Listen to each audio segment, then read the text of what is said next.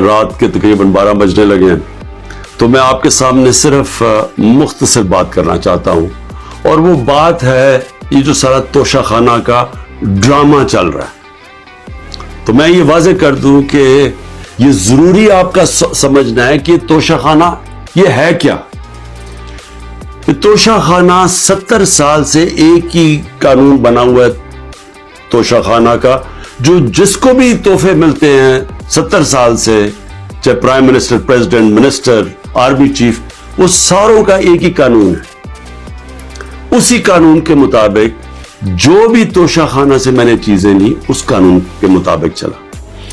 اب یہ کیس جو توشہ خانہ کا چلنا شروع ہوا، یہ آپ کو سمجھنا چاہیے کہ اس کیس کے اوپر، یہ توشہ خانہ کیس کے اوپر میرے گھر کے اوپر حملہ ہوا۔ 4 دن پہلے پولیس پہنچ گئی کہ جی آپ نے وہ توشہ خانہ کا ایک میجسٹریٹ کے سامنے کیس سننے جانا ہے۔ 4 دن پہلے پولیس پہنچ گئی اور یہاں پورا میرے گھر کے اوپر 26 گھنٹے اٹیک ہوا۔ مجھے جب 9 مئی کو غیر آئینی اور قانونی طور پہ اغوا کیا گیا اسلام آباد ہائی کورٹ سے، تو مجھے جب جیل میں لے گئے پولیس لائنز میں، وہاں مجھے ایک دم پتا چلتا ہے کہ ایک جج صاحب، جج ہمایوں دلاور وہاں بیٹھے ہوئے ہیں، اور وہ آپ کے اوپر توشہ خانہ کے کیس کے اوپر کوئی کاروائی کرنا چاہتے ہیں۔ نہ میرا وکیل، نہ مجھے کیس کا پتا، اور پتا چلتا ہے کہ وہ ادھر آ کے میرے اوپر فرد جرم لگا کے چلے جاتے ہیں۔ فرد جرم لگا سکتے ہی نہیں جب تک کہ میرے اوپر، جب تک مجھے پوری طرح بتایا نہ جائے کہ وہ ہے کیا، میرے سامنے فرد جرم لگتا ہے یا میرے وکیل کے سامنے۔ جب ہمیں یہ پتا چلا، اس سے اگلے دن ہم نے ریکیوزل کا کہا۔ ہم نے کہا جی ہمیں ان جج صاحب سے جس طرح انہوں نے کاروائی کی ہے، ہمیں کوئی انصاف کی توقع نہیں ہے۔ یہ 11 مئی کو ہم نے کیا۔ اس کے بعد بہرحال ایک پورا سلسلہ چلتا رہا جس میں یہ واضح ہوتا گیا کہ ایک پلان بنا ہوا ہے کہ توشہ گارہ میں عمران خان کو ڈسکوالیفائی کرنا ہے۔ مجھے ایک سوال دیے گئے، 35 سوال دیے گئے، کویسچن جج صاحب نے کہ جی ان کے جواب دو۔ محرم کی چھٹیاں بھی تھی، خیر ہم نے بڑا زور لگا کے اس کا جواب تیار کیا۔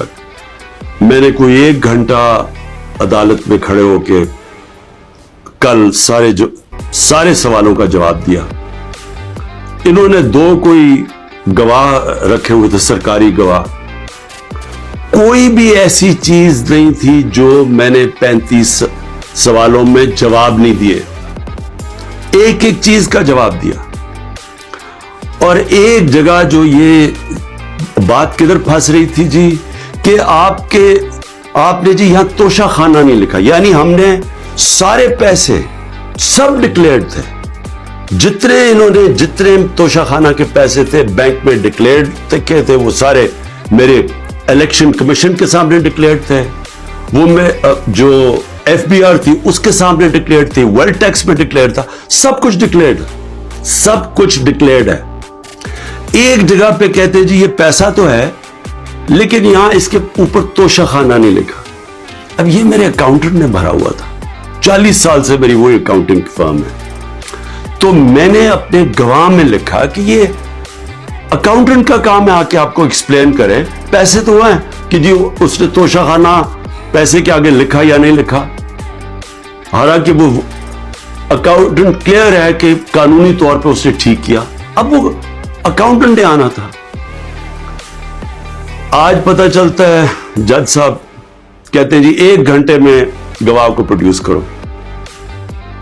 گواہ راستے میں ہوتا ہے، کہتے اب ہم نے کینسل کر دیا، اب کوئی گواہ آپ سامنے نہیں لا سکتے۔ میں یہ سوال پوچھتا ہوں، یہ کوئی ملٹری ٹرائل ہو رہا ہے، میرا رائٹ، میرا حق ہے فیئر ٹرائل کے لیے، یعنی ایک دم گواہ کینسل کر دیے۔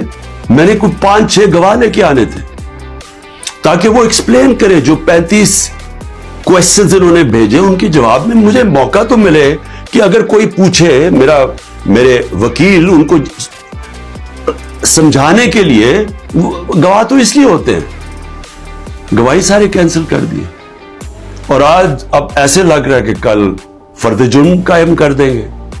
یعنی مجھے سمجھ نہیں آ رہی کہ یہ جلدی اتنی کیا ہے. کیا کل 2 دن آج گواہ آ جائے, کل گواہ آ جائے, اس کے بعد پھر آپ نے جج صاحب فیصلہ کرنا ہے وہ آپ نے کرنا ہے. لیکن مجھے تو موقع ملے کہ ہر دنیا میں موقع ملتا ہے انسان کو فیئر ٹرائل کا, وہ مجھے موقع دینا چاہیے. اور ابھی سپریم کورٹ میں یہ بھی کہہ دوں کہ ہم نے ریکیوزل کا بھی ان جج صاحب کا کہا ہوا ہے کہ ہمیں ان کے اوپر اعتماد نہیں ہے. وہ پڑا ہوا ہے اسلام آباد ہائی کورٹ میں. وہ اسلام آباد ہائی کورٹ بدقسمتی سے فیصلہ نہیں کر رہے چیف جسٹس صاحب. میں یہ بھی کہہ دوں کہ صرف اتنی زیادہ پتہ نہیں میں کتنے کیسز میں ہوں, صرف 2 ججز کے اوپر میں نے ریکیوزل کا کہا ہوا ہے. ایک اسلام آباد ہائی کورٹ کے چیف جسٹس اور دوسرے یہ جسٹس دلاور. یہ میرا رائٹ ہے کہ اگر میں سمجھ رہا ہوں مجھے انصاف نہیں مل رہا تو میرا یہ حق ہے کہ میں ان کو ریکیوز کرواؤں, ان کو کہوں کہ کسی اور کو بھیج دے.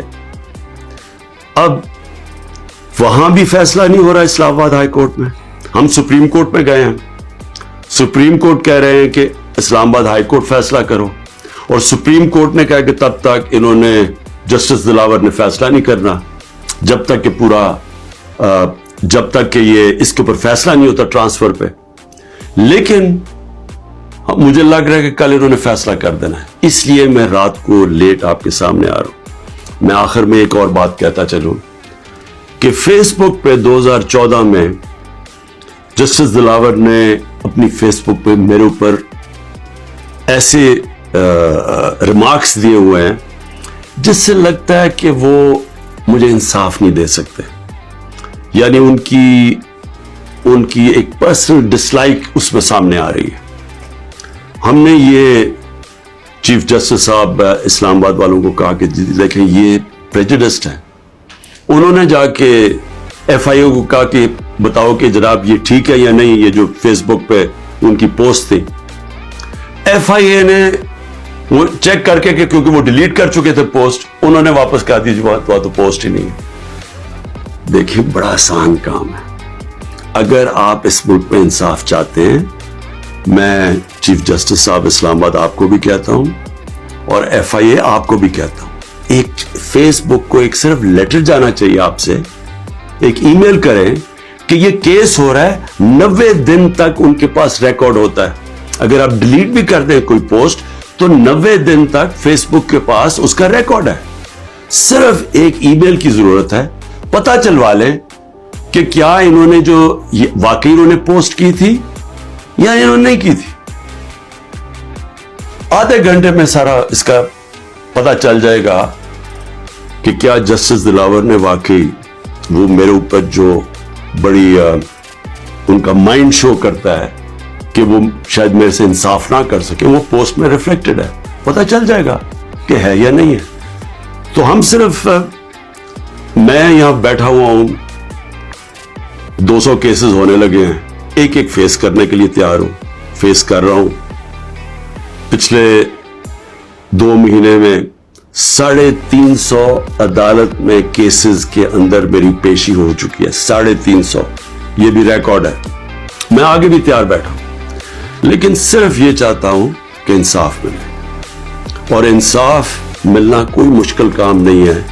اگر صرف مجھے یہ موقع دیا جائے کہ اگر میں یہ سمجھتا ہوں کہ کوئی جج میرے سے انصاف نہیں کر رہا تو یہ میرا حق ہے کہنا کہ جی ٹرانسفر کر دیں کیس کسی اور جج کو. تو میں ابھی بھی امید رکھتا ہوں کہ کل فیصلہ کرنے سے پہلے اسلام آباد ہائی کورٹ اور سپریم کورٹ میں بات سنیں گے تاکہ مجھے فیئر ٹرائل مل سکے. شکریہ.